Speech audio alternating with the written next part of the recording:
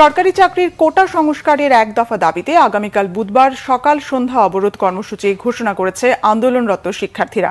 দাবি আদায় না হওয়া পর্যন্ত রাজপথ না ছাড়ার হুঁশিয়ারি দিয়েছে তারা। সন্ধ্যায় ঢাকা বিশ্ববিদ্যালয় গ্রন্থাগারের সামনে বৈষম্য বিরোধী ছাত্র আন্দোলনের ব্যানারে আয়োজিত সংবাদ সম্মেলনে এই তথ্য জানান সমন্বয়ক নাহিদ ইসলাম।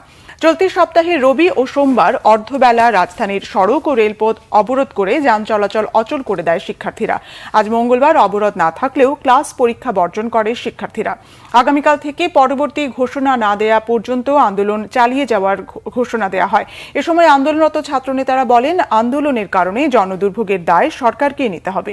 আন্দোলনের সমন্বয়ক নাহিদ বলেন, সরকার চাইলে এই সংকটের সমাধান নির্বাহী বিভাগের মাধ্যমে করা সম্ভব।